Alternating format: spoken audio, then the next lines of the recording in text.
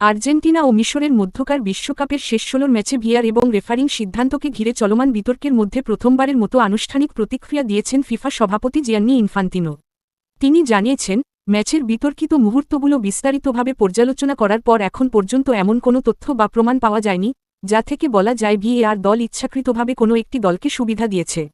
এক বিবৃতিতে ইনফান্তিনো বলেন, ফুটবলের সঙ্গে দীর্ঘদিনের সম্পৃক্ততার কারণে রেফারিং ও ম্যাচ পরিচালনার বিষয়গুলো তিনি অত্যন্ত গুরুত্বের সঙ্গে বিবেচনা করেন।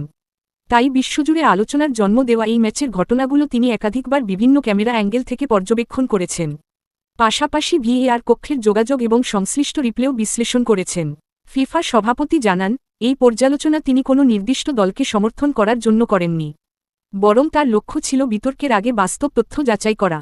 তার ভাষায়, ফুটবলে আবেগ থাকতে পারে, মতবিরোধও থাকতে পারে, কিন্তু অভিযোগ করার আগে তথ্য প্রমাণকে গুরুত্ব দেওয়া প্রয়োজন।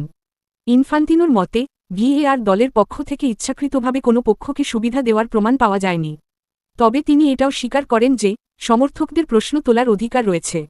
কোনো সিদ্ধান্ত নিয়ে বিতর্ক হওয়া স্বাভাবিক, কিন্তু প্রতিটি বিতর্ককে ষড়যন্ত্র হিসেবে দেখাও সঠিক নয়। তিনি স্মরণ করিয়ে দেন, ভিএআর প্রযুক্তি চালু করা হয়েছে স্পষ্ট ভুল কমানোর জন্য, ফুটবল থেকে সব ধরনের বিতর্ক চিরতরে দূর করার জন্য নয়। কারণ মাঠের অনেক পরিস্থিতিতে চূড়ান্ত সিদ্ধান্ত এখনও রেফারির বিচার বিবেচনার ওপর নির্ভর করে। ফিফা সভাপতি আরও বলেন, তিনি বুঝতে পারেন কেন মিশরের সমর্থকেরা নিজেদের বঞ্চিত মনে করছেন।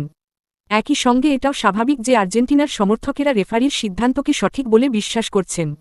এই দুই বিপরীত প্রতিক্রিয়ায় ফুটবলে রেফারিংয়ের জটিল বাস্তবতাকে তুলে ধরে।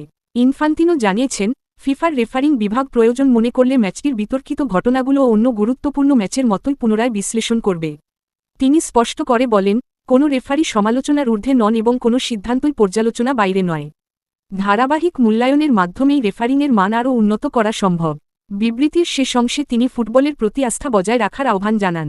তার মতে, ফুটবলের বিশ্বাসযোগ্যতা গড়ে ওঠে স্বচ্ছতা, জবাবদিহি এবং নিয়মের সমান প্রয়োগের মাধ্যমে, গুজব বা অনুমানের ওপর নয়। তাই ফুটবলের সততা রক্ষা করা ফিফা এবং সংশ্লিষ্ট সবার যৌথ দায়িত্ব।